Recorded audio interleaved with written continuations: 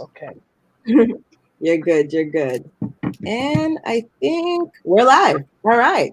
All right. So, welcome everyone to tonight's panel discussion entitled Black Minds Matter. My name is Rita Pierre. I'm the moderator tonight. I am an attorney here in New York City, and I'm also the founder of Black Ivy Media. So, the purpose of tonight's discussion is to address the state and well-being of our Black children, particularly in the public schools. And with the impact of COVID-19, we really wanted to get into a real robust conversation about the future of our children beyond just the fall semester. And so we have an amazing panel today here of school-based support staff and Black educators who are going to engage in this discussion with me. So before we get into the questions, I would like each of them to just say a little bit about themselves, who they are, what they do, etc. So Tynisa, if you can go first. Hi, good evening, Ritha. Thank you so much for having me on tonight. My name is Tanisa Martin. I am a special education teacher in New York City public schools, specifically a 7th grade teacher here in Queens. Teaching is just a whole holistic part of who I am, my whole being, everything that is about me. I'm so thankful for being a special education teacher. I'm also a teacher leader to aspiring teachers and the teacher mentor as well. I also work for the YMCA of Greater New York as an education specialist. So that's dealing with the after school sector as well. And I'm just excited to be here tonight amongst all of these dynamic educators and leaders. Thank you. Gregory? Hi, everyone. My name is Gregory Mellon. I am a New York City school psychologist, proud New York City school psychologist from Brooklyn, New York. I'm also the chapter representative, state chapter representative for New York City, representing New York City school psychologists for the New York Association of School Psychologists. Very happy to be here. It is my vacation. We've worked really, really hard all year. But I'm back with Rita. All right. Sammy. Hey, everybody. My name is Sammy Rigo. I am a Haitian American first grade teacher down here in Atlanta, Georgia. I'm originally from North Miami, Florida. I've been teaching for 6 years. This will be my 7th year, all in kindergarten through 2nd. And it's an honor to be here with you guys today. Black excellence, Black people trying to make a difference in their community. It feels good to be amongst us. All right. Well, thank you again. Like, you know, Gregory stated, I guess you guys are all on summer vacation, so I kind of brought you out of This is work. This is absolute work. Well, this is good work for the community, right? Yes. So I wanted to kind of start off with what's been happening as of late, right? Addressing the coronavirus and its impact on our children. So for the last 3 months, our kids have been sheltered in doing remote learning. And this is not just in New York City, but really all across the United States, because we have Sammy here, who is from Atlanta, teaching in the Atlanta school system. So it's not just a New York City thing, which is why I'm happy that we were able to have the different perspectives. So, you know, as a parent of, he was an 8th grader, now he's a rising 9th grader, I got to see firsthand the struggles and the challenges of this remote learning, and particularly how it impacted my kid and how it impacted other children of color, you know, throughout the cities, right? So with respect to your specific, you know, schools or jurisdictions, what was the coronavirus response when it came to the education system? We can start with Tynisa. So the response, let's just say it was rapid. It was abrupt. It wasn't like it was something that we planned for. Literally, we went to work on there was no work on a Monday. It was like, okay, we're going to call Monday a snow day. And then we had Tuesday, Wednesday, Thursday to literally put together a remote learning plan. So everything was fast paced, ever changing. I remember we came up with plans to use Zoom. Then they said, you can't use Zoom. You can't do this. It was a lot for my school in particular, for my students. The grace came that we were already using technology. We were already using Google Classroom. So those methods and those forms of technology were something they were used to already. But I can only just describe it as just moving at a rapid pace, and things every day were ever changing. So we would come up with a plan and come up with something, come up with ideas, and then the next day was, you can't use that or you can't do that. And it was like, okay, so now how do we now shift? How do we shift to the next thing? And just really a matter of having to prioritize so many different things at such a rapid pace. Not that there's no one part in education that's more important than another part, because when you think about education, you're thinking about a holistic approach and you're educating a whole child. But at this point, it was like, what do we need to do? A, B, C. And so that's the best way I could describe it. Sammy, any thoughts? Yeah, I know for us, school in person stopped March 13th. Okay. Yeah. So we stopped. We got out of the classroom, and it was just chaos ever since then. We scrambled to get kids computers. We scrambled to get everybody's contact information that we didn't have, because as it became essential worker versus non-essential worker, it was like kids got moved around. If they lived primarily with a essential worker, they had to go move somewhere else with somebody else. We were tracking down kids, and it was very hard. I have 16 students, and I probably kept in touch with and was able to even reach, 11, 12, so, and I'm pretty sure across the country, that's what it looked like. So, it was very, very, very difficult once that happened. Okay. And Gregory, as a school psychologist, delivering services to students, like how was your job impacted? Well, first, I want to say that across the United States, school officials deserve a tremendous round of applause for everything that they've done in terms of trying to make changes, significant changes. I don't think we've dealt with anything like coronavirus in my lifetime. Certainly not anything. None of our children have ever dealt with it. So a big shout out to all of our teachers who made super fast changes, very difficult changes that were unexpected, changes that were never expected to make, unreasonable changes.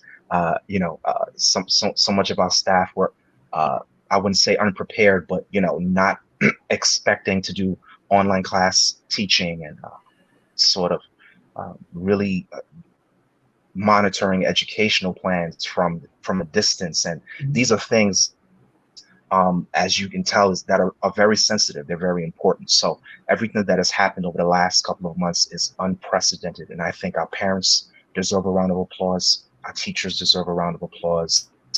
I'm a school psychologist, so I rep hard for school psychologists and special education teams who spoke with parents at home. So many parents immediately became principals and vice principals and lunch ladies and assistant teachers. And, as a school psychologist, me and my colleagues, we had so many questions to answer for parents. How do we explain their educational plans? What are the best ways for them to learn? It was a total, complete change. But I'm very proud of our teachers, very proud of our parents, very proud of social workers, psychologists, counselors, related service providers, speech. Everyone has done a tremendous job of trying to make the best out of a circumstance that is extremely difficult. And we're looking forward to see how it's going to be a little bit different moving forward. So it's, I'm really happy that you took the time to do that, because I think that this time was very tense, for parents, and particularly depending on, I guess, how their particular school was set up. We definitely, I think parents all over the world now will probably be sending you food baskets, every Christmas, to thank you guys for the work that you do with the kids, because we have a dose now of a fraction of the dose, right, of what it is for these kids to be in a class. A fraction. A fraction. It is a fraction too. Yeah, absolutely. It's a fraction. But I think because a lot of parents are not really well versed in the world of education, a lot of us were frustrated, even though we know everything was turned around in such a quick time frame. A lot of us were just like, what's going on here? It's been 1 month. My kid still hasn't gotten a laptop or a notepad or an iPad. I think they were giving out in some schools. We had teachers who were missing like half of their class a month and a half into quarantine. There was just so many challenges on the parental front as well too, that I think that the overall picture of, listen, like these professionals, these teachers, educators, school-based staff had to roll with the punches too. Because in New York City, my son went to school on a Friday and did not go to school on a Monday, and that's kind of how it went. So the quick turnaround, yeah. So I definitely. It was quick. Yeah. So we spoke a little bit about some of the challenges, right? Kids not getting access to laptops and devices and being able to sign into Google Classroom and things like of that nature. But what are some of the other challenges that you as educators and school-based staff experienced when working with the educational system to service our kids? One, and I guess with parents, because I think it's important that parents understand what these challenges are, so that moving forward, we can be better to you guys too.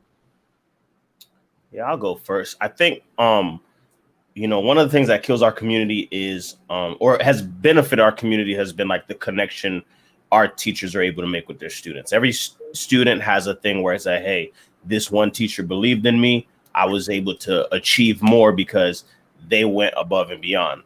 Well, when you take away that physical component, that classroom component, those same students that needed that boost, especially in the primary and secondary, elementary school, and even middle school, the students that thrived or were able to at least play fair because a teacher gave them a little extra attention or stayed after school with them and worked, all that went out the window because as a teacher, I had to run around and chase, 16 individual students, and that became tough. So it made you as a teacher give a minimal effort in that because you're now overworked. Mm-hmm. Now me, I have no kids. I'm not married. Imagine a teacher who has a family, who has 2-3 kids of their own. Like that's even more difficult because it's like, hey, I've got to chase down 20 students and then I've got 2 or 3 that I'm trying to make sure they stay on track. So it really made a big trickle down and hurt. It hurt a lot. Okay. And I think, when you think about that relationship building aspect that Sammy's talking about, like it was completely taken away. And I think about the students that I had and that would just come and they would check in with you every morning at a certain time. Like they couldn't, that was taken away from them. And I had so many students who just kind of essentially shut down because it was like, I can't see you. I'm not there. We're not there. You're not there to do those jokes with me, to make me feel better, to give me a hug. I have 7th graders and 2 self-contained classes. And that was a major blow for them. When I checked in with them, because when you think about it, that social emotional learning aspect was critical. I did check in with my students, and I realized like when we were like halfway, it was like April, so it was like, okay, let's see how everybody's doing. And this morning, everybody's in the red, everybody's angry, upset. I'm like, whoa, this is not my babies, like. And it was at that moment I had a decision to make. Am I gonna keep going with, we have to do today's lesson, the curriculum, or am I gonna now stop? And at that moment, I had to pivot and say, okay, how can I shift now and really take the social emotional learning aspect of my students and put that in the forefront? So what I created was Miss Martin's Netflix movie night, where I streamed a movie. We started at the end of the school year. We were watching Raising Dion. But they would vote on a movie. So that day I created a Google form. We voted on it. I made a flyer, and they voted on a movie. And every Tuesday night, they logged in. The parents were like, I don't have Netflix. I said, don't worry about it. They just have to log in the Google Classroom. They logged in. The whole family was on. We joked throughout the chat, and we just had a good time. And then what I did was I was able to, for that week, somebody's going to win pizza. So for that week, they were like, I want to log on because I want to win pizza. So I paid for the pizza, sent it to their homes. And it was an incentive for the whole house, because now education, it shifted from a student to like, this is family-centered education now. Like we're educating the whole house. Little brothers and cousins are like, where's your brother? He's come, okay, he's in 8th grade today. I was like, you fool, from 1st grade to 8th grade. You're so smart. Like, and it became, that's what it became, because that, to try to like fill in the gap, to try to fill in that aspect that my students had lost from us being in-person learning. Yeah. And now, Greg, I mean, you're a psychologist, you know, that face-to-face is really important. You know, what was going on over there? You know, learning was not initially made to happen like this. And learning was not initially made to change in this way.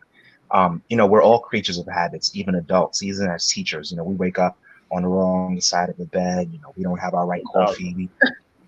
You know, we're trying to get our bacon, egg, and cheese before we get to work, and we're late.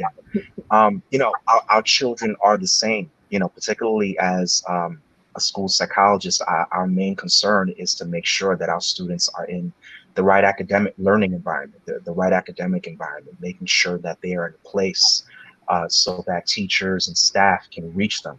I love what Tynisa said about making sure initially that our students were in the right place emotionally to learn, because, you know, you know, you can't expect our children to experience what they've experienced with Corona, and to experience such a tremendous change, like staying home. You know, they didn't want to be with mommy and daddy too. They're sick of you, just like you're sick of them, you know? And they're used to leaving in the morning. They're used to seeing their friends. They're used to a lot of things. And again, like, you know, there had to be an emotional component before we can try to teach these children. And I'm so happy that teachers like Tynisa and Sammy did everything possible, including counselors at our school, guidance counselors, school psychologists, making phone calls to parents, explaining the kind of conversations they should be having at home. Again, all of our work is to ensure that our students are in the best place possible mentally and physically, for them to be academically successful. And, you know, they're certainly, the last couple of months were challenging, and very proud of everybody for their effort. I think what you all touched on, that social and emotional aspect of education is what a lot of people, I think, failed to realize was an essential part of the learning process. I think a lot of people think that it's just academics, go to school, get your grades, come home. They didn't realize how important that interaction, whether it be with the teacher, even other kids, you know, like these kids literally had their routine ripped from them. And I mean, I could say personally, I experienced that. You know, I know that my kid liked to go to school for friends. I didn't think that he liked to go to school for teachers until he realized that mommy teacher at the house was definitely what was not what he was expecting, you know, for the next 3 months. And you start quickly hearing kids say, man, I miss my teachers, right? It came to a shock to a lot of parents. But I think that's when they realize that school is much more than just 1 + 1 = 2. It's about that connection, right? And so understanding how important that piece is moving forward, right? We're starting to hear that we have some schools. We hear Florida said they're going to open up, but I highly doubt it. We hear, you know, New York is maybe going on like a part-time basis possibly, but all of this can actually change, you know, tomorrow, right? Nobody really knows what the state of our education system will be come August or September. So with that being said, how do we then, or how does, I guess, the Department of Ed really structure something that focuses on that social, emotional aspect that's needed for these kids to thrive in school?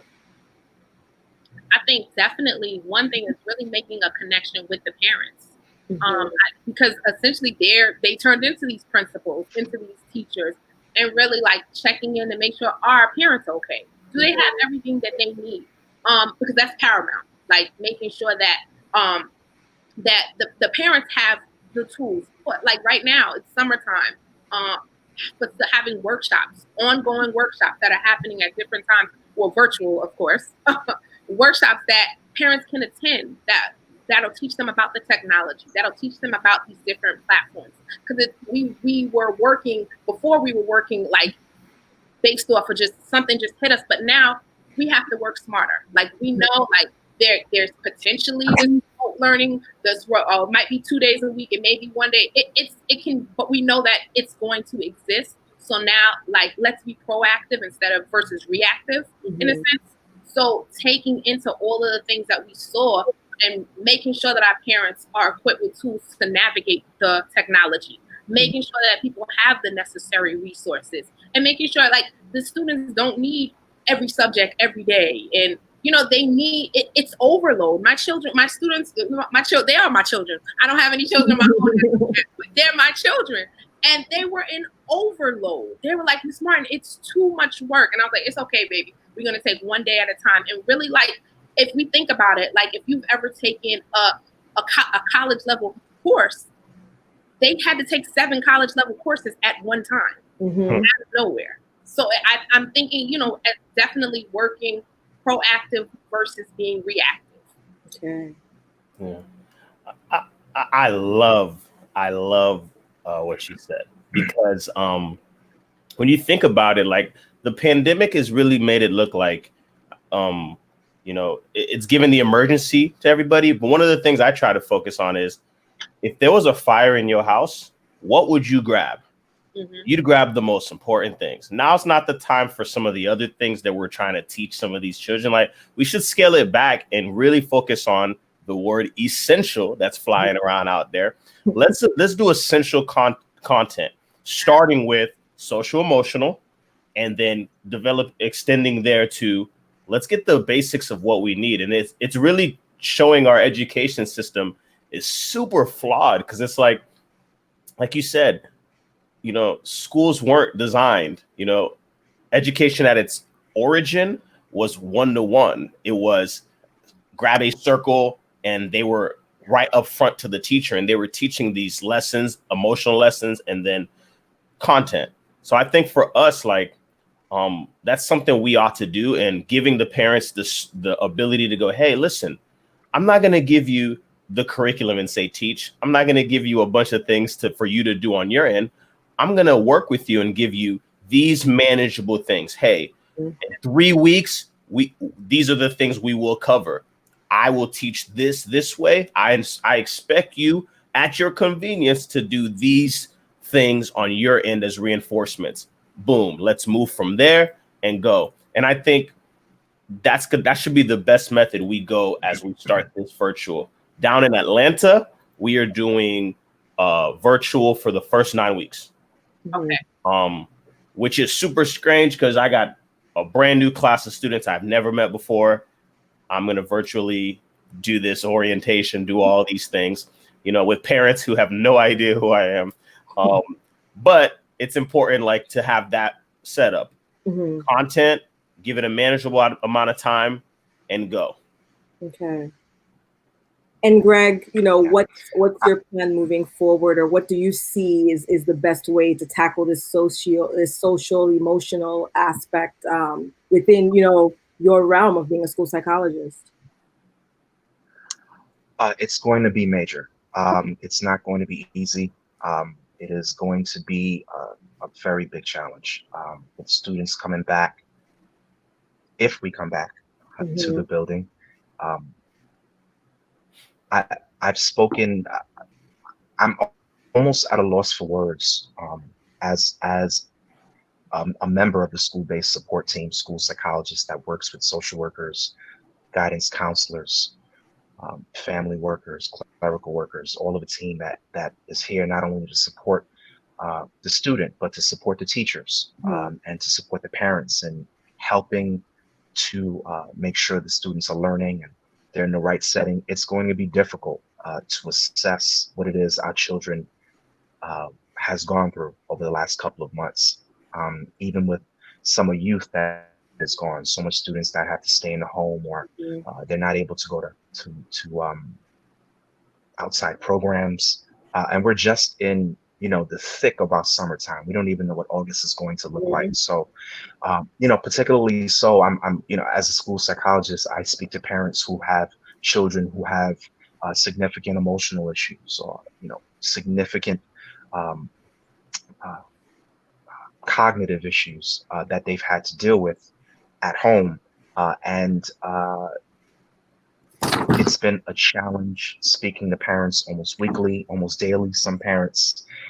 So moving into September, psychologists like myself and school-based support teams across New York and across the state, I'm sure we're prepping many ways to address the myriad of mental health issues and mental health concerns that our children are going to have coming back into September. What I find, I'm even more concerned, actually, I'm sorry, even more concerned for me as a school psychologist are the students who had individualized education plans, students who were not able to learn or not able to learn on screen with a teacher in front of them. Our role, education is something that is legally mandated for every child to have in this country, in the United States of America. So it's my job to make sure that we're doing everything possible to make sure that our children are learning, whether it's accommodations, whether it's individualized education plans, the right teachers, the right settings. And we are concerned as a school-based support team that over the last couple of months, there is a significant amount of students specifically who were impacted by this, by the school shutdown. I do want to draw on that point, actually, and I know Tynisa, as a special education teacher, you're well versed in this world as well too. The IEP plans, the individualized education plans, a lot. My son is on one. I know a lot of kids that are on them for a variety of reasons, and we're wondering, how is this all going to play out next year? Like, at the end of the year, the school reached out, everybody sat down, we went over the plans, but particularly with kids who are transitioning to new schools. So they graduated, whether it be 5th grade, they're going to 6th grade, or 8th grade going to 9th grade, where they have no idea what the school-based support staff team looks like. They have no idea what's going on. They don't know what to ask for. Particularly in a time like this, people are starting to understand that the system is strained. The teachers are overloaded. The system's overloaded. So we don't even know within our parameters, what can we ask for? What's reasonable to ask for at this time, right? So if you could maybe explain a little bit about, I guess, maybe what an IEP is, because there are people who might not know what an individualized education plan is.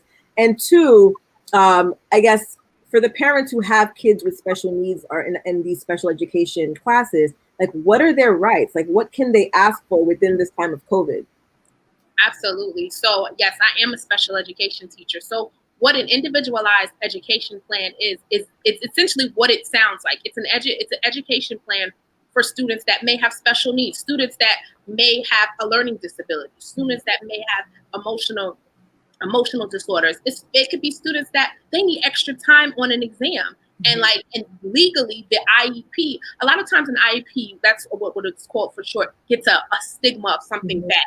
So it's like, oh, you got an IEP. Like, the kid's like, am I in the IEP class? And I'm like, what are you guys talking about? Like, I don't even know what you guys are talking about. You guys are crazy. Like, and, I'll change the subject, but it essentially has this bad connotation when it's not bad. It's a plan, an individualized plan to give that particular student the services that they need to be successful. It's allowing their education to be equitable, that so that you're on the same playing field as your peer. While you may just need a little extra time. The state test, which went out the window this year, but and that's a whole nother conversation. But before previous years, they were fine. But so a student that maybe had an IEP, they didn't do their best, not because they weren't knowledgeable, but it was because they just didn't have enough time. So their IEP allowed them to have extended time. Their IEP allowed them to have directions and questions read. What I noticed, I'll give you an example from one of my students this year. Their IEP said that they needed test directions and questions read. What I realized was that it wasn't that they didn't understand, they had difficulty reading. When I had the paraprofessional in the class, okay, I want you to read it to Susie. After she read it to her, what's the answer? Oh, it's this. Oh, it's that. And it's just like, just that clear, that's what an IEP can do. So when we think about what parents can do and should do, advocate for your children. You should advocate for your child. All the services that your child has had in previous years, they should be having in the remote learning experience. Is it going to look exactly the same? No, it's not. But you should be advocating for your child. If your child has small group, well, then there could be small groups in remote learning groups. My paraprofessional, we did small pull-out groups. I was like, okay, I'm going to send you guys to this room with Miss such and such, and you guys are going to work here. I know Greg can attest to, the school-based support teams, the speech teachers meeting with students, and it's just a lot. But parents need to, first of all, you need to know what your child's IEP says. You should be knowledgeable of that. And especially those parents whose students are trans, any parent should be knowledgeable of their child's individualized education plan. But then when we're thinking about, like you, Ritha, your son is going to a whole nother school, a whole nother transitional grade. Though that's where I get nervous. I'm like, oh my gosh, because now I'm nervous for you. Like, okay, so you're like, what am I getting ready to go into? What is this going to look like? But that's where, as a parent, you're your child's advocate. You arm yourself up with that school-based support team. Hi, how are you? I'm such and such. My son is coming here in September. I just wanted to know when can we meet to begin to go over his IEP? When can we meet to begin to go over what are some of the things that you guys have set in place? And I think everyone, when you think about that, all those stakeholders has to be flexible. There's so much going on. I know in New York City, just at the end of June, the budgets went out. So it was like, what is school going to look like? First of all, who's going to be, are you going to be at that school? Are you not going to be at that school? What services are going to be offered? But anything that involves your child and their IEP and their education, you be their advocate. You link in, you find who's your parent coordinator, who's on the school-based support team. Those are buzzwords and things. And if you have a relationship with a particular teacher or you know someone, you say, hey, I need you to help me out. I need you to, and there are parent advocates. There are support groups. There are people out there that you link virtual arms in with right now. And, you make it happen for your babies. Okay. Now I know parents. Go ahead. There's a lot. No, go ahead, Greg. No, I was going to say, Tanisha said two key words. She said equitable, and she said stigma. Two really big things that really affect how parents, particularly parents of color, see what educational plan is. Again, it is every parent's right, is every student's right to have a free and appropriate education. And as teachers and as education school psychologists, school-based support teams, it's our job to make sure that our students are getting the general curriculum, whether it's Common Core or whatever they're teaching around in your state. It is our job to make sure that our students, like Tanisha said, they have the emotional support, they're getting their speech services, they're getting encouragement. Encouragement is one thing that happens that actually goes on an IEP. Some children are shy to provide responses, so it may affect how they give responses in class. How it may affect their grades, and something like an educational plan lets a teacher know, the staff know, that these are in particular this student's difficulties. Here's what we're going to do to offset it. Is there an environment that they were going to put them in, whether it's a smaller classroom, whether it's 2 teachers, whether it's extra counseling. These are the things that are mandated, that a school psychologist, along with other social workers and a school-based support team, put together. These IEPs usually include cognitive scores, measuring a child's cognitive weaknesses and strengths, measuring their academic weaknesses and their strengths, understanding their social emotional weaknesses and strength. All of these things go into an education plan. As you can see, something as detailed as that we put together as a team for students in school. Once students read home, once Corona hit, these are the things that actually cannot be individualized for students anymore. And it's something that is a big concern. I know I spoke with someone just last week, and they were talking about, occupational therapists, because when we talk about school-based support, we often talk about school psychologists, the guidance counselors, But we rarely ever hear about occupational therapists. But then I hear it's because they're not really present in our schools. I mean, Greg, if you can maybe talk about that a little bit, you know, the presence of occupational therapists within our schools for our kids. Occupational therapists are a part of the school-based support team. The reason why you may not always see them in the school oftentimes is because they are very busy. They are between schools oftentimes. They're going from one district to another at times.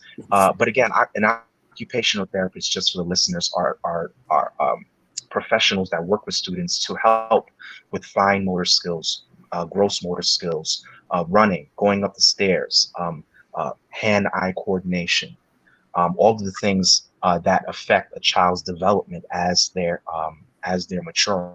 And of course, you know, we have to address developmental issues if we want children to learn. So occupational therapists do that within schools. And typically they may not have an office in the building, but just like everyone else in a school building, teachers, principals, everybody works hard in education. I just want to say that. That was a little bit of my own trauma coming out. I'm sorry, but everybody works very hard in education. Occupational therapists are included on the list as well. And so, Sammy, I just want to talk to you a little bit about elementary education, right? Because we're talking about, you know, first grade, second grade, like we're talking about babies, right? That are in this educational system. Some of them might be on individual education plans. And during this time of Corona, you know, these are small children that are not really getting the services. And it's difficult, I guess, for parents sometimes to even really address the need. So how has your experience as an elementary education teacher been with these, you know, some of these children who have special needs? You know, one of the best things about being in classroom is you do get to give each student their individual attention as well. Students with the IEP, like Ms. Martin said, it's extra. It's cool because it's like, you know, it's not a disability. It's a accommodation at times. It is hey, this is what you need to get to the same result that the other students can get to. I like to make the joke, brown rice has its special rules. White rice has its rule. Yellow rice, you can't cook them all the same, right? But they all taste good. I love rice. Now, I'm not eating the kids, y'all. But one of the things like I've seen with this virtual idea is we have to, one, the parents, like you said, parents got to be super aware of what's in their IEP. And once they're in their IEP, they've got to sit down with their teacher and have some kind of meeting, though it's virtual, to say, hey, little Roger, this is what you have to get. This is what you get in your IEP, because once the student knows what they have in their IEP, they are now part of the learning process. Hey, teacher, can you read that question to me? You know, we're about to take that test. I need that. Hey, can I need extra time. Can I do mine after lunch? You know, those are simple things that if the student is knows about, they're aware, they can be engaged in that process. And so one of the things at our school, what we're trying to do is we're trying to show, have these meetings up front. School has been pushed back an extra 2 weeks. We're trying to find every student with an IEP on our roster, and we're trying to have that three-way communication with the student, the parent, and the teacher, and say, hey, how does that look virtually? Because like Greg said, you know, that's your right. You know what I mean? That's your right in this country. So many cases have happened. It's our job. 80 years. In the last 80 years, so many cases have happened to make sure that you have that right. So a lot of us, we kind of forego it. We look at it negatively, but no, it is an advantage for you in this country to use that. I think a lot of people, just to add to what Sammy said, that just to speak to the stigma a little bit. I know you like to talk, Rita. I'm so sorry. It's your pauses, your awkward pauses kill me. There is a stigma, you know, even as, you know, as Black people, oftentimes we are afraid to go to counseling. We are afraid of therapists. And sometimes we can put that on our children. Educational plans are not an indication of something wrong. It's an indication that we are doing something right for your child. Equity, like Tanisha said. The flip side of that also is that, there are some students who don't need an education plan whatsoever. There are parents who think there's something really, really wrong with their children, or, who don't believe uh, in their children's abilities for whatever reasons, whether it be political, economic. I'm not going to get down the politics of special education with it. But the point is that our children need to be challenged. And, sometimes that challenge requires an education plan, sometimes it does not. But in any event, it is our responsibility as teachers and school-based support teams, and it's the responsibility of parents to assess what are the needs of children so that we can give them what they need. Okay. So what I've been hearing is assistance from parents in order to make, this thing work. But the other thing that I wanted to kind of touch on, though, is each and every one of you have talked about what you're prepared to do, what you have done in the classroom, what you have done during remote learning to make sure that these children, which are predominantly, Black and brown children, are feeling supported or getting the assistance that they need to succeed. But what is the larger plan of the departments of education when it comes to this? Because it can't, one child might be so lucky to have Miss Martin as a teacher, be so lucky to have Mr. Rigo as a teacher, but there are other teachers that are not necessarily, following the same plan. For example, during this pandemic, a lot of parents experienced teachers in a negative way, where they never heard from the teachers. And, teachers were not having FaceTime with kids. They were loading up, documents like it was college. And it was a totally different experience. So, the individualized work, I think, is amazing because we need, teachers to do what you guys are doing. But we know that there's not enough men of color that are teaching. We know that there's not, enough women of color even that are teaching to really meet the demands of our Black and brown kids. So how could we mobilize to make a real systemic change within the education system that would not leave, Susie out of the game?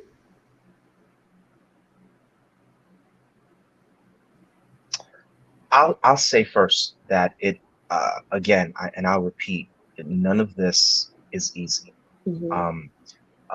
It's particularly not easy when something like Corona hits vulnerable populations, such as families that are poor, families that are minorities, who have already been dealing with situations that affect their mental health and affect their productivity. It is always going to be difficult. It's going to be more difficult for that individual class of people. Our students they feel the same thing. Some of our students have come to school because of morning breakfast and school lunch. Some of our school come because they're in the building with teachers who push them and motivate them, and they may not have that at home. It's going to be upon us to really double down on how it is to really address some of the difficulty our students have had over the last couple of months. It's going to be hard. Community organizations have to step up. Parents who are often involved are going to have to be more involved. And they've sort of had the training over the last couple of months, understanding curriculums, understanding what's happening in math, what's happening in ELA, and providing extra help that our students are going to need over when school starts. And again, particularly our special education students are we're going to have to give them a significant amount of help because of part of the curriculum that they've missed over the last couple of months. So as a community, I think we're going to have to come together. Parents are going to have to come together. And as a psychologist, I'm very sensitive about that because working with vulnerable populations, working with populations that uh, who were already affected before COVID hit, asking them to do more is going to be very difficult. So community organizations are going to have to step up. After school programs are going to have to step up. We're going to have to step up in school to make sure that we can double back and make sure that our students are okay emotionally, academically, so that they can be successful. Okay. And I think this really involves connecting the dots and connecting multiple stakeholders. Like Greg mentioned, is there an after-school program at your son or daughter's school? Like in particular, I work with 2 after-school programs, and during the pandemic, they were holding after-school program online. The numbers were very low, but it's a free program. It's something that's there. They were going on virtual trips to Disney World and things of that nature, and they were there to assist with academics. They didn't focus on academics, but it was something that they can assist with. So I think it's really like being knowledgeable about what is my community offering, because there are people in our communities, and really getting a formula together to really get those community-based organization names out for each community. Here's the organizations in Queens. Here's the organizations in Brooklyn. If we're thinking about, New York City, and what can I enroll my child in? What there is someone there that can help. Who is offering? There's people have been throughout the pandemic offering free services, offering. There may be some free services, there may be paid services, but there's so many different platforms and things like community-based organizations, after-school programs that are coming together, and that can come together, that we need to really utilize and utilize the strengths of those in our communities to really bridge that gap, because it's in a sense like when you think about when the kids are going back to school, they in a sense need like junior college. So it's like that buffer in between what happened from March to now it's September, and now Mr. Sammy's like, okay, here's my new class, but I've never even met you guys. Like, so that's a whole nother layer. So it's so much that's so deep.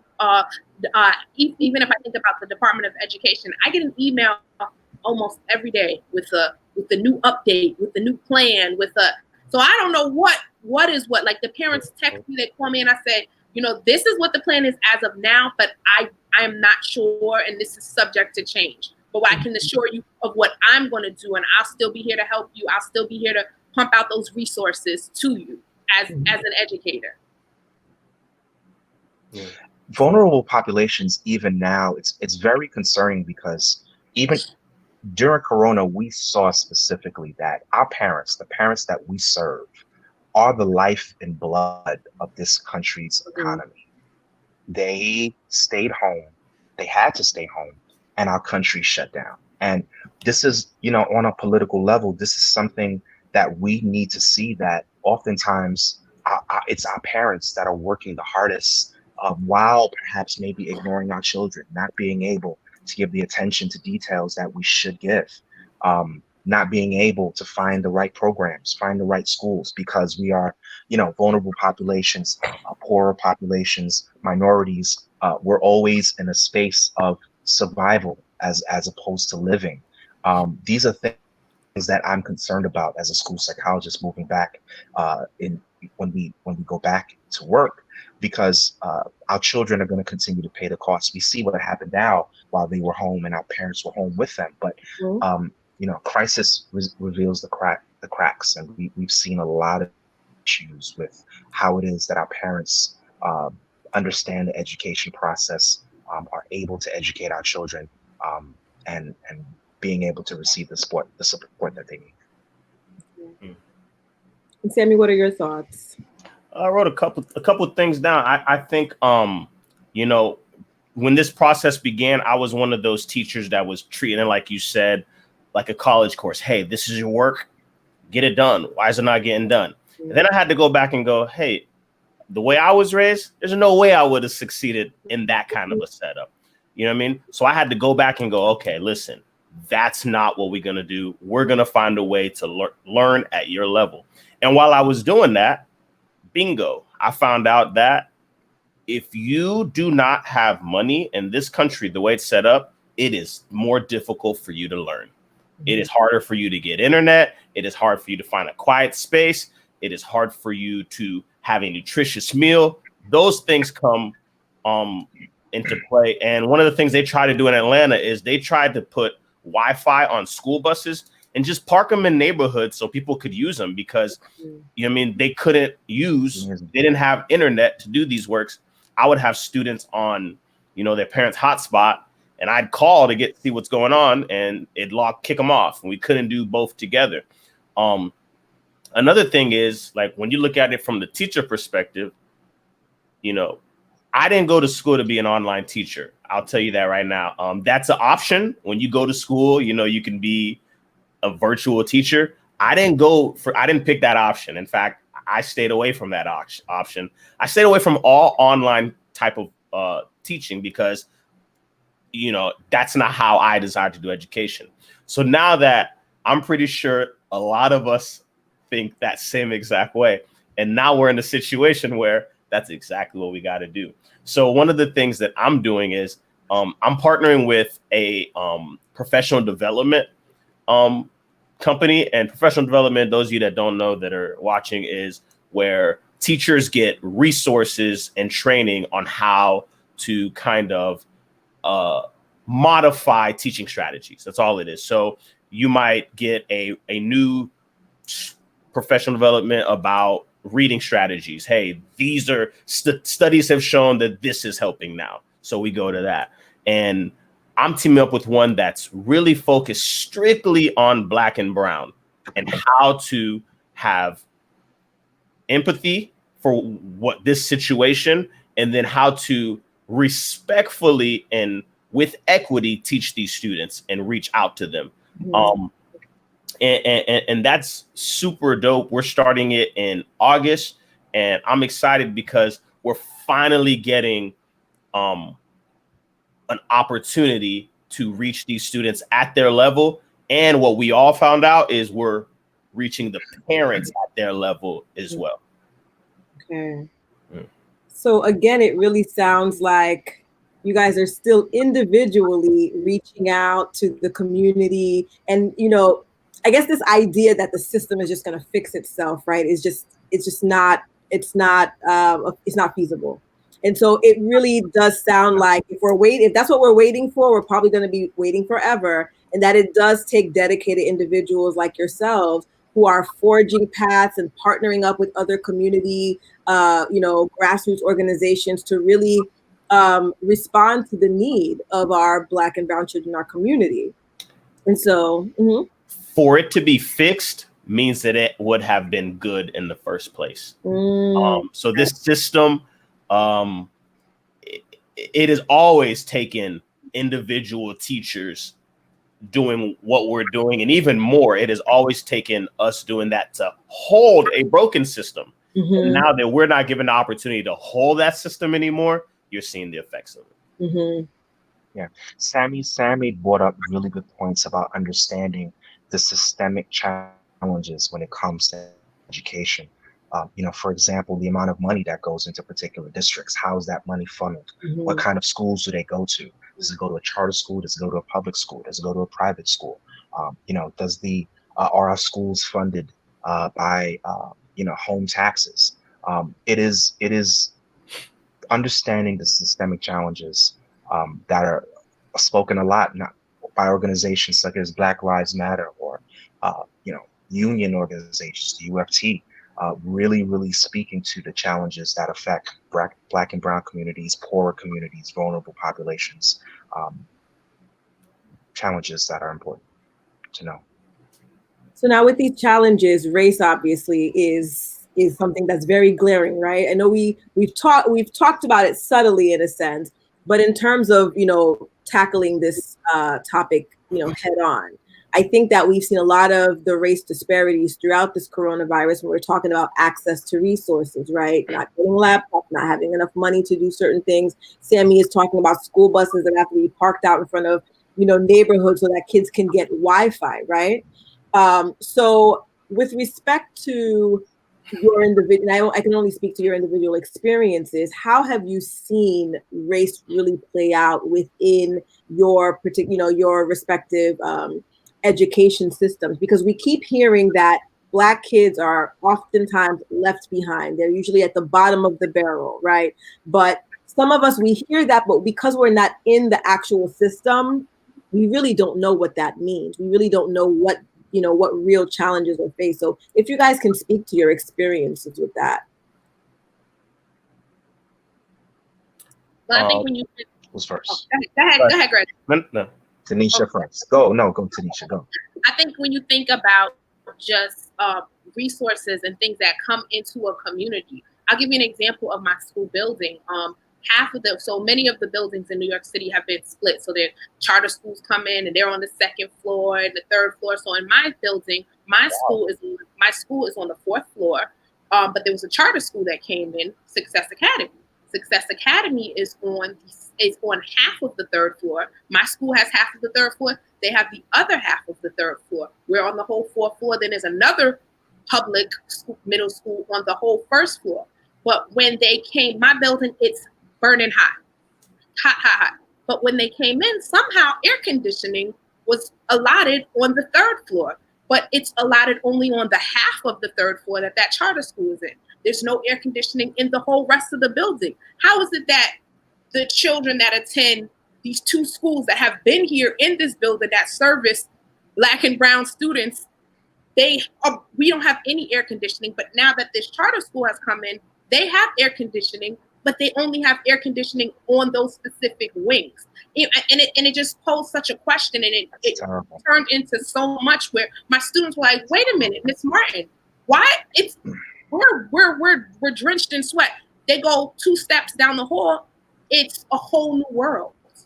And like that's just a real life example to show like the disparity and that exists within the public sector. There's charter schools that are coming into public schools, and we're not even getting benefits of them being in our building. You would think, okay, well they came, well the whole building's gonna get air conditioning. No, only that floor, only that wing. How do you explain that to a 7th grader? Mm-hmm. They're like, but I don't understand, Miss Martin. And it's just like, that's a real life example that I definitely could provide. Mm-hmm. And Sammy, I know you were going to say something. I think some of the things that I saw on my end, I kind of mentioned a little bit earlier, was like, I noticed which students were able to do work. And I think once I scaled back and I said, okay, let me see. Students are not allowed. Some students have a household with 5 people in the house, 6 people in the house. Some of them are, hey, if my parents are an essential worker, I'm going to drop my kids off at this house with that school computer and go get the work done. And I was realizing that all the students I had that were successful were, one, the parents were super engaged, checking with me, hey, this work, am I doing it right? Is this good? Mm-hmm. Did they get it done? I was there when they were working on it, but I wasn't there when they were submitting it. Or parents or students who had the freedom and the space to do work. You think about us right now. I couldn't do this meeting if I had kid hanging on my leg, over there making noise, somebody cooking down in the kitchen. Like, there's a space aspect of having a safe space to work that a lot of my students who were struggling did not have. Mm-hmm. So that's something that looking forward, as we start school up again, what is that going to look like? You know what I mean? Our school is going to be open kind of like some kind of venue where the students could come in here and work. Mm-hmm. You know what I mean? Are we social distancing there? Is that going to be a thing? Or are we going to just allow everybody to kind of be on their own again and try to get it to work? Mm-hmm. Yeah, I understanding race and culture is a huge part of educating our children today. Mm-hmm. Understanding where they come from, understanding their identities, understanding what they go through and what they deal with. It's something that a student senses that you know or don't know about them. And in return, they will give you permission or they won't give you permission to teach them.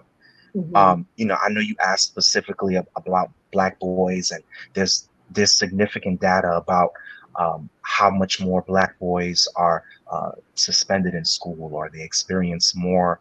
Um, they're penalized more for behavioral issues. But this is something that is across the board. When you understand a child's culture, you understand where they come from, and you're engaged in who they are, you're able to teach them. One of the examples that I love to use is that one of my schools has a significant Middle Eastern population, and I had to, one of the students, a Middle Eastern student, was disrespecting his teacher very badly. And this teacher was offended, as she should be, because it's very difficult to teach this child. And if this child is not, if this child is not responding to the teacher's, the teaching, it's very easy for the teacher to say something is wrong with this child. But really, when you dive deep into that child's family, what it really was is that there was significant issues at home. That child did not have, that child spoke to their mom a certain way, culturally, and that child was replicating that behavior in class. And understanding from a school-based support team, it's our job to understand this child, do a social history on this child, understand what this child has dealt with. And speaking with parents, this was something that we understood was a part of their culture. And we had to tell the teacher oftentimes that, I understand your initial reaction is to be offended by this, but understanding where this child comes from, after about a week or two of speaking with the teacher, the child no longer had this issue because the teacher changed their methods of trying to teach this child. And it's the same way with Black boys. Oftentimes, particularly in urban environments and urban vulnerable populations, you have to understand where our children come from. Did they get a good night's sleep? Did they get a good meal? Was there sirens and gunshots outside of their home? Was no one home? Did mom work at night? Did they stay with grandma? Was there heat? These are questions that we should ask before we criminalize our children, before we treat our children.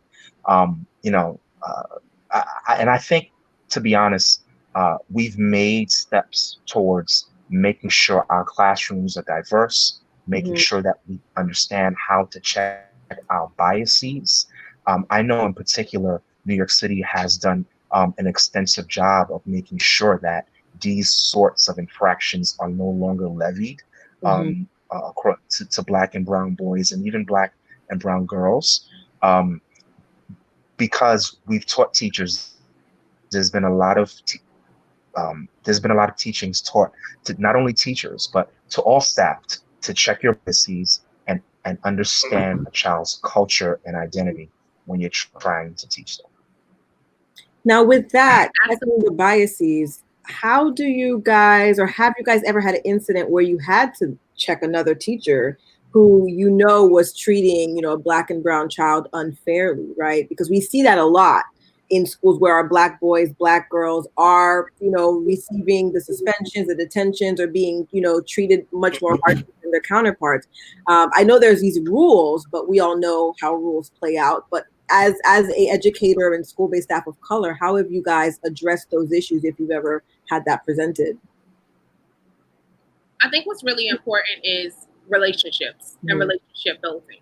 And even so I have a 7th grade class that's going to now move to 8th grade. And now let's say I've had instances where I've seen their new teacher interacting with them. This was previous years ago, but I'm like, wow, you'll see something in the hallway like, she can't talk to him like that. Like they're not going to respond to talking to them in that manner. And I think, one of the ways you could say that I saw myself checking that particular teacher is to be respectful to them, but letting them know this particular student is not going to learn like this.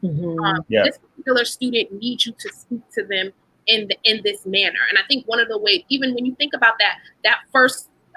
those first couple moments when a student comes to school in the morning, and I had to even check myself, and I thought about it, and I said, you talk to yourself, and I'm like, wait a minute, T. No, you can't. Like, why are you late? You can't do that, because you could be late for a multitude of reasons.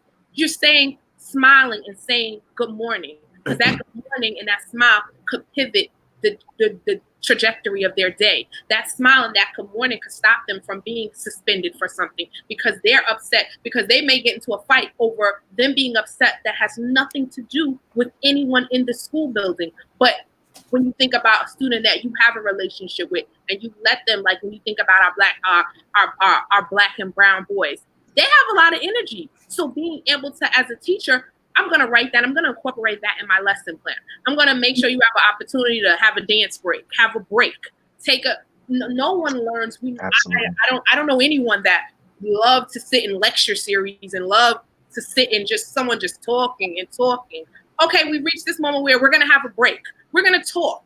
We're going to have circles where we may need to talk some things out, or you're just going to get an opportunity to walk around. One of the things I had this year in my classroom that I missed so much that I know they needed was I had a fit desk. It was a bicycle that that had a desk on top of it. So I would be like, all right, I would look and I said, all right, Sammy, you want to get on the bike? And you were like, yeah, okay, go ahead. Or if I saw someone just was getting agitated and they would get on the bike and go to town. And the work still got done. But it was just really, you just thinking about those relationships, having a relationship with the child, with the student, so that you know, wait a minute, you're not good. He's not good. She's not good. Or they come in the morning. All right, you need a moment, and you give them that moment. Because some of us, we're not the same when we're hungry, or we're not the same when we didn't have that coffee. And it's just like giving them an opportunity to be their best self and let their best self shine through in the day. And to add to that too, students respond very much to expectations, right? They may go home to a situation where nothing is expected of them. They may get everything that they need or everything that they want. And when they step into a school environment, just like at home, they expect everything to be handed to them. So again, it's our job in the school, not only to set their environment and the expectation in school, but to also share that expectation at home. No, Mom, he did not do well on his ELA exam, on his math exam. He didn't even try. You should not be sending him to school with extra snacks. No, you should not be buying him super expensive sneakers. No, you should not be giving him extra video games. We should be engaged in other incentives for the learning process. So expectations from teachers and staff in the school buildings are what drives student success. And oftentimes we try to share those expectations at home. Go ahead, Sammy. Yeah, I agree with that. I'm all about incentivizing everything. Literally, everything is an incentive. I think the question that you said, have you checked, a teacher? Have you, made it? It happens as common as littering does. Like, that's just, people don't know how to talk to kids, or they talk to kids how they were talked. They were talked to as a kid. Yeah. If your parents, you did not have a voice, well, you're at a classroom, you're at the top now. You're like, oh, these kids aren't going to have a voice. Like, you're going to do it the way that I know. And they've been conditioned to think that way. I think for me, I've approached it this way. Last night I put on my all my social media, when you're angry, do you want attention or do you want space? And the answers were all over the place, because as adults, mostly that follow me, we don't know. Everybody is different. So you think about us who know how to articulate that. Imagine children and adolescent and youth. How would they know which one they want, right? I need both. You need both. Some people, like for me, I need space. I need you to give me my space. So when I go to the classroom, I try to read that as I'm looking and learning these students. Hey, that student, they need space. Don't go, trying to make things worse. Let them get their break. Like you said, maybe it's a bike. Maybe it's, for me, it's like, hey, maybe go over there on the computer. You get 3 minutes, put your headphones on. That's your space. This is my classroom. You're going to do it this way, but take that 3-minute space. Or some people, it's, hey, come sit by me. Let's talk. Some people need that kind of attention. But how I spoke to a teacher is very interesting, because I do stick to myself, but I had a student just 2 years ago who was not in my class. I watched that kid get suspended every single week almost. And then by the end of the year, when we were assigning classrooms, I said, hey, I want that student. Come to find out that student, his father was murdered on the same block that the school was on the year before. So the amount of anger that came into him, that was inside of him every single day, like he had a very short fuse. So he's kind of like me. How you say it is almost as important as what you're saying. So there's a way you talk to that young man in a certain way. And it's like, hey, even when you're giving directions, there's a certain way. So I had to talk to that teacher and say, hey, listen, like, you're making things worse every time with that, big, bad macho voice you're doing. Don't think you're losing and he's winning, but go in there and try to fix the way you say it. Trust me. And that teacher did that. And for the last 3 weeks of school, unfortunately, it took that long. The last 3 weeks of school, they had positive interactions with this young man. So a lot of times, like we say, how you say it is equally as important as what you say. So now the one question that's, in my mind right now is, I'm hearing all of you guys, and you guys are such amazing educators, school-based staff. I'm like, if everybody could be like you guys, I think we would solve the issues of the world, right? But I find that a lot of people get into education for the wrong reasons. And I think that sometimes teachers and students like that is another obstacle that they are, encountering, because you guys allegedly, and you guys will let me know, everybody thinks that the teachers have the summers off. You guys have Christmas break off. You have Easter off. You guys are always on vacation, and that this is the best type of job to have because of all the free time that you have. Let me get into education. No. Right? And so you have a lot of these teachers who are quote unquote bad teachers because their heart's not in it for the kids. They're there because of the alleged perks, right? So I guess, how do you deal with that aspect? So not necessarily the white teacher who's, regulating the kids in a way that's not proper, but even like your colleagues who could be people of color who, aren't really there for the right reason. And they're kind of making a mockery almost of the system. Let me say this before I forget, right? My fault. I taught 5 years in the state of Florida. Florida is retirement capital. All you guys come from New York. You go, hey, I'm tired of this cold. I'm gonna get me some sun closer to the Caribbean. I'm gonna go. That's facts. Facts, right? So a lot of people would come from Michigan, Ohio, all these Minnesota, all these other states, and then move down to Florida, and they're already in retirement mode. Their interaction with, in this case, Black and brown students was limited for all their teaching career. They're trying to do that last few years to kind of just ease their way out, and and their heart straight up ain't in it. It's not in it. And everybody has suffered from that. And then what's even worse is they'll go from there, they'll move their way up to where they're decision makers. And that's what breaks my heart the most, because now not only are they participants in it, they're the creators of this kind of system and this kind of behavior. And I watched, a lot of my Hispanic, Haitian, African students just struggle because they're in the systems that are not helpful for them at all. Yeah. I mean, I think, go ahead, Rita. No, I said he answered the question. That definitely was a point that I didn't even really think about, is, in certain places like Atlanta, where you have these retirees that are coming down. And I think that highlights some of the biggest issues, right? That they're not just bad teachers, now they're bad administrators. Yep. And that leads to a cyclical Yeah, problem. no, there was big difficulties trying to get bad performers out of schools. Top down, from principals to teachers to school psychologists, social workers. It's often a case of trying to make sure that we have to hold each other accountable for our students. Even in school, teachers hold a school psychologist accountable. School psychologists hold the teachers accountable. Social workers hold the principal accountable. We have to be accountable for what we are doing in excellence for our students. And over all of that, and I say this regularly, parents have to be accountable. It is not just, I sent you to school, you should be learning. And we get that. We get that because particularly, Black and brown students, you come from poor communities, it is going to be very difficult for parents to be as engaged as they need to be.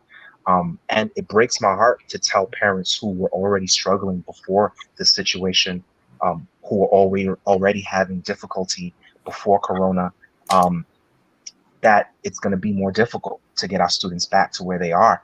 But we have to look out for ourselves. For me, I love to advocate for parents to have more free time, more mental space so that they can invest in the children the way that we do. Some of our parents are now seeing how hard teachers have worked, how hard school administrators have worked, because more often than not, we see their students more than they see their students within a week. We know them. We're able to tell them things that we're not, that they didn't even know. So accountability is very, very, very, very important. A lot of school districts have made changes in how staff are rated, in that, it's no longer, hey, I got my job for 25 years, I don't have to do anything.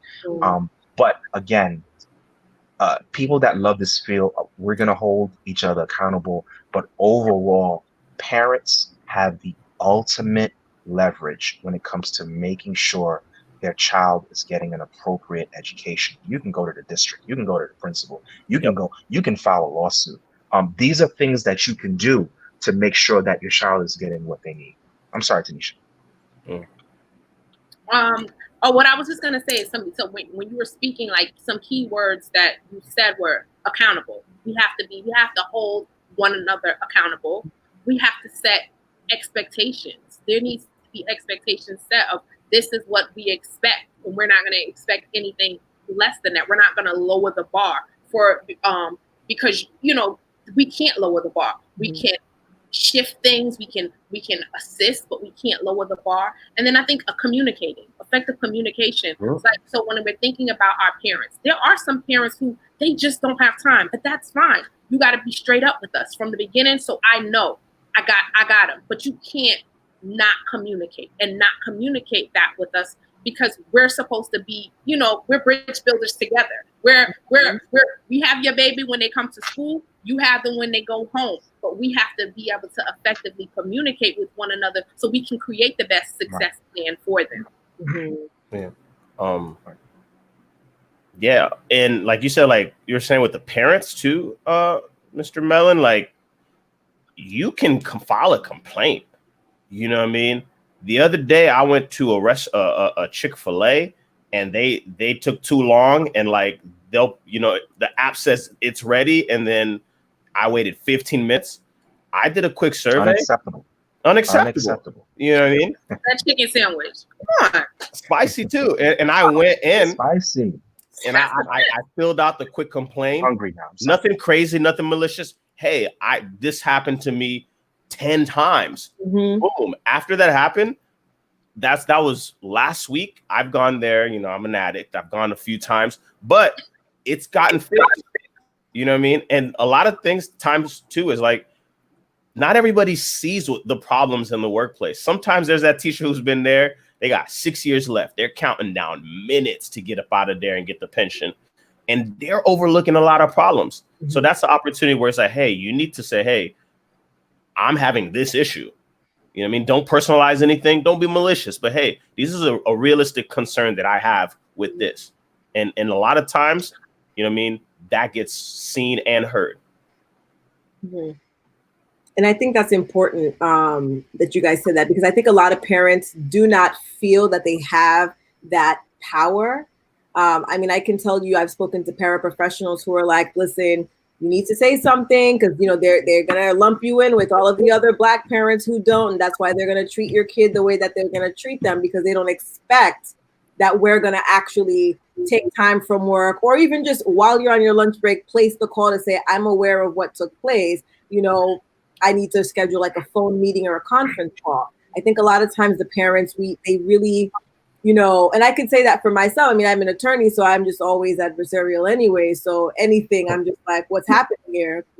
But I was told by a Black parent that, listen, a lot of the parents just, and that's why their kids get treated, all the kids get lumped in. And so it is up to the parents to, like Greg said, be more accountable, be more collaborative with the school staff, and find you guys to be more of a support system to them as well, too, not just the babysitters of their kids.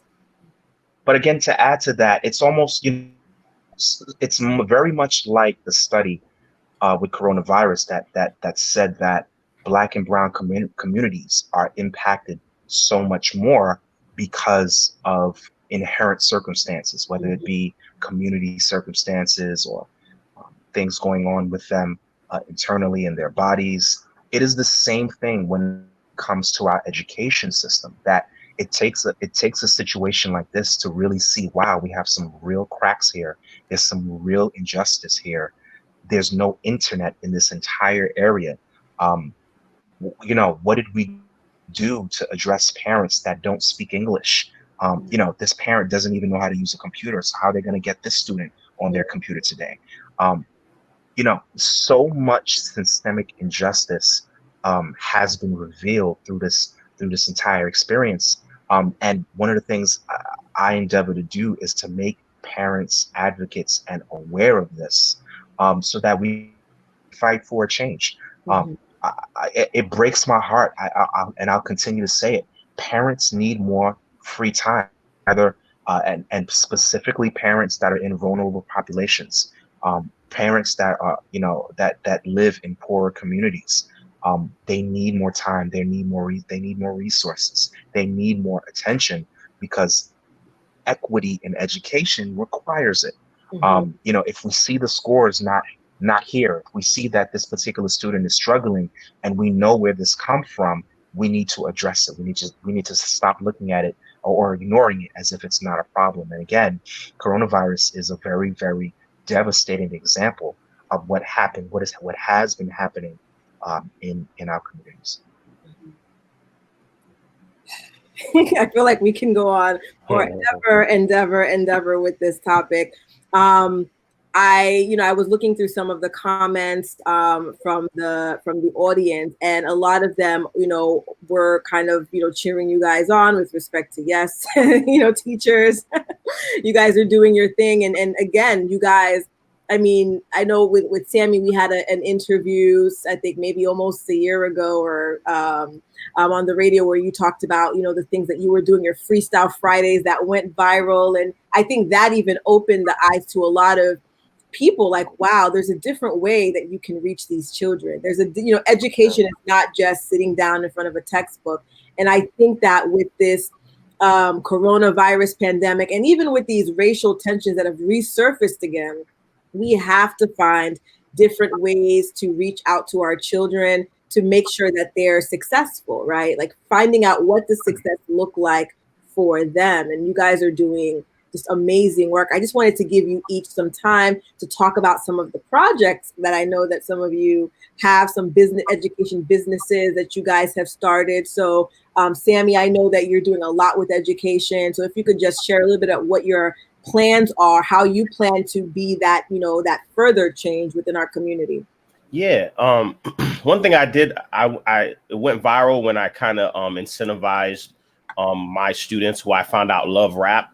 One thing I really did appreciate, and I was very vocal about on every media outlet, was, you know what I mean, the students, you know what I mean, were challenged. And one thing about our people, historically, if we're going to be matter of fact about it, every time we've been challenged or given high expectations, we've surpassed that expectation. So one of the things that I love, and I'll always do in my classroom, is I will forever challenge. I'm not just going to go up there, turn microphones on and let you, you know, talk about whatever. I'll allow you to do that if you not only get my work done, but do it at a high level. You know what I mean? I'm going to look to see what you can do and then find your maximum bar and then set an expectation slightly above that to push you to reach it. And you'll cry, you'll sweat, you'll get upset, but you'll reach that expectation because you have it in you. So one of the things I'm doing is, I just finished my master's.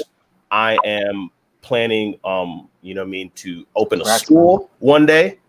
I plan on, I'm already inside a lot of these curriculum meetings and these professional development opportunities. Like I said earlier, I'm working with how to train teachers, and your skill might not be rap, your skill might be design, your skill might be whatever it is, but use that to incentivize learning to get our kids to excel. So not only am I doing the curriculum, I'm doing the professional development, and I'm gonna continue having fun. Like, I'm not even gonna lie to y'all. Like, I love this. God gave me a second chance to be a teacher, and I take that very, very seriously.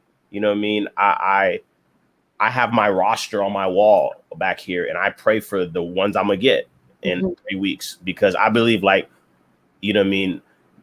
learning is magical. So I appreciate the fact that I even get to be a teacher. Tynisa? Awesome. So, it's just like, as teachers, we get the opportunity to place our hands on the next generation, on the next. And when you think of things that are happening, the next is now.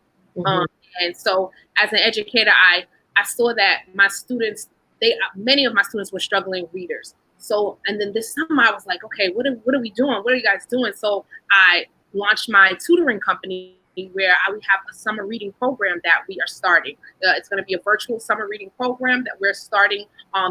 The reading begins on this upcoming Monday, so I'm really excited about that. I've just been thinking about being innovative and how am I going to shift? How am I going to shift this narrative when September comes, and thinking about you honing in on my students' strengths, like Sammy said, like, you have to find out what they like to do and incentivize that and do that. So that's some of the things I've been working on, planning for the school year, as I'm thinking about, okay, how's this going to look in the school year? I have the tutoring company, T. Martin Tutoring, that has been launched. If you want your child to come and do summer reading, you can absolutely do that. We have 3 different groups. We have an elementary school group, we have a middle school group, and a high school group. Additionally, I do plan to one day open a school. So Sammy, let's talk. Okay. Let's do it.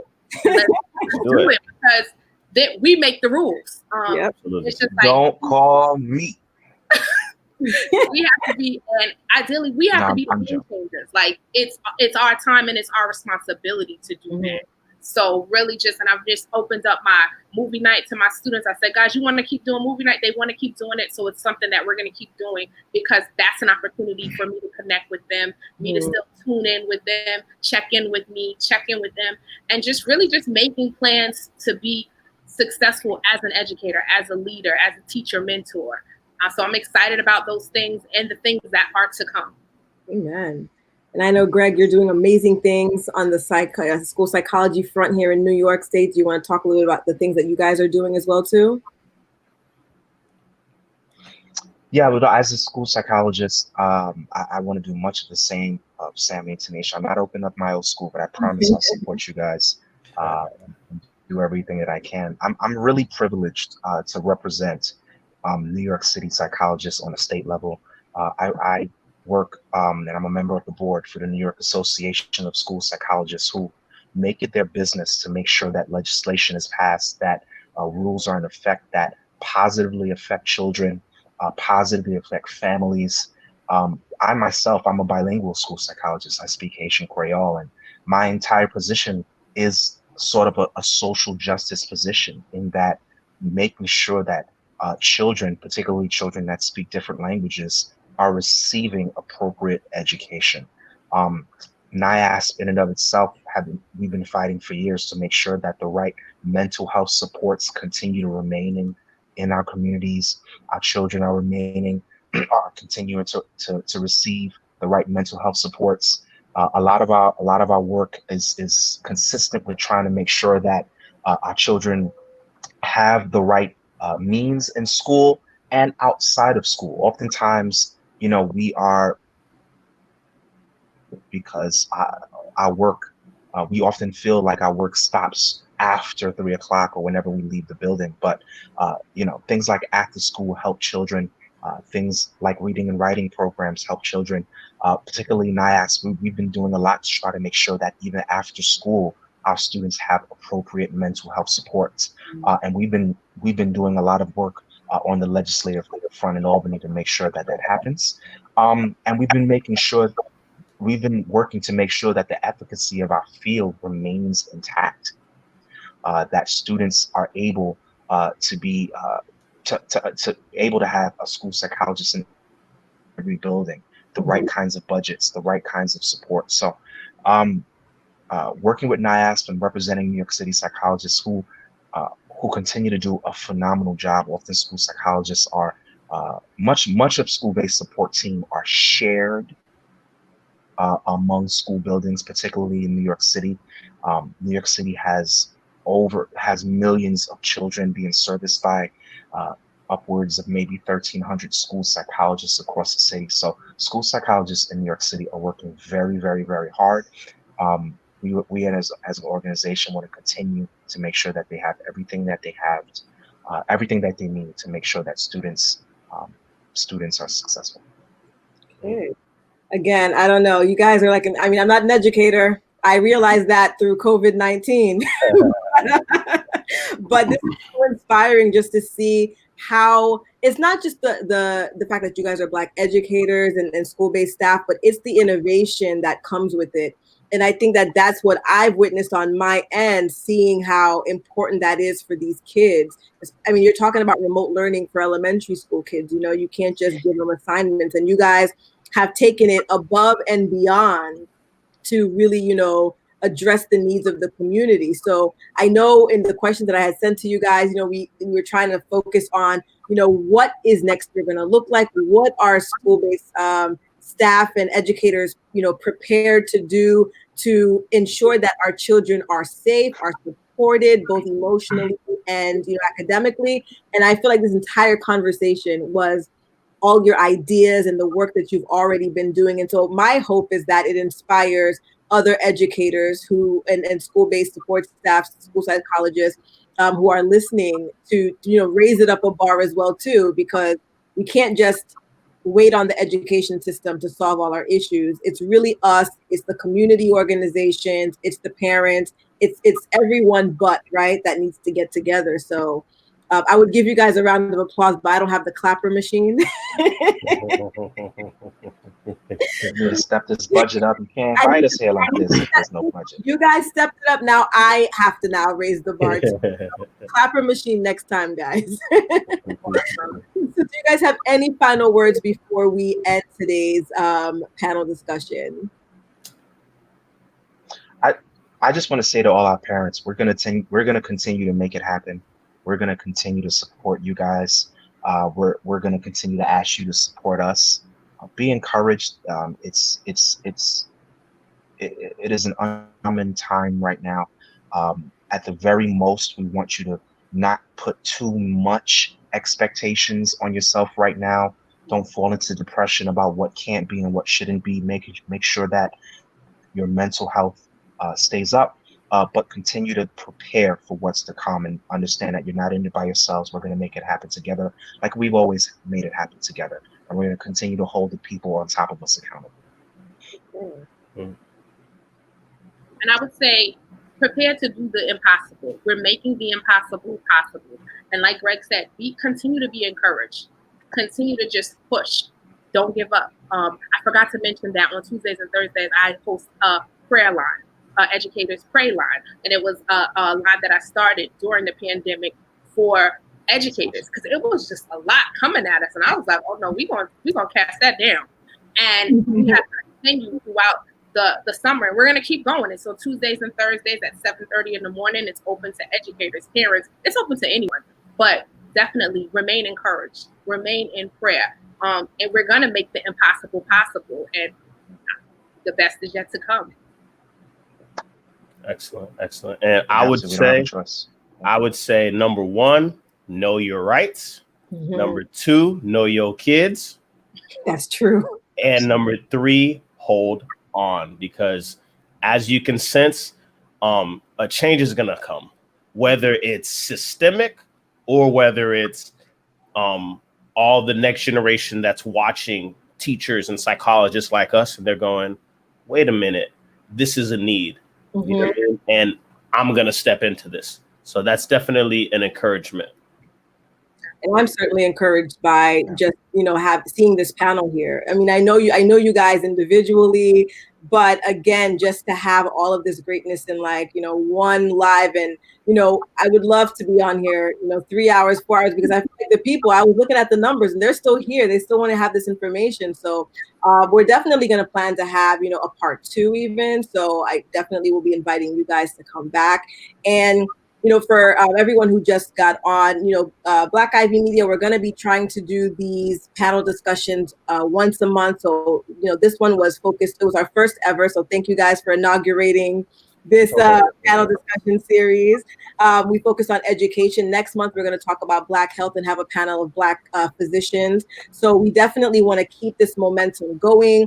Follow us on Instagram. Sammy Rigo has his Instagram ready. So follow him there. We have Tynisa's. That's a good idea. Thank you so much. Melissa, John's University in the house for posting. I try to be professional, put my whole name. Man, that man's smart. You got to have fun, man. That's rule number 1. Have fun. See, but next time we're going to be prepared, Greg. Oh, Next time we're always learning. Know your rights. I'm gonna have the big microphone, everything. It's gonna be professional. We're gonna have the professional lighting. Everything's gonna be here next time. But for those of you clapper machine, I demand that. Yes, I'm gonna have the clapper machine. Yes. Right now, this is viewable via Facebook Live on Black Ivy Media. However, we are going to be reposting this video to YouTube. So for the people who do not have Facebook, it's going to be available on YouTube for people who want to catch it on that platform. I'll definitely let you guys know so you can share it. And with that being said, everyone, thank you so much for tuning in to our first panel discussion. It was an amazing discussion. You guys made a lot of commentary. Again, panel, you guys were phenomenal. I didn't even have to talk so much, right? Greg knows I like to talk, but thank you so much for taking the time. This is a Wednesday night. You guys could have been doing anything, but you were here because you care about the kids. So thank you so much. All right. You're welcome. Good night, everyone. All right. It was a pleasure.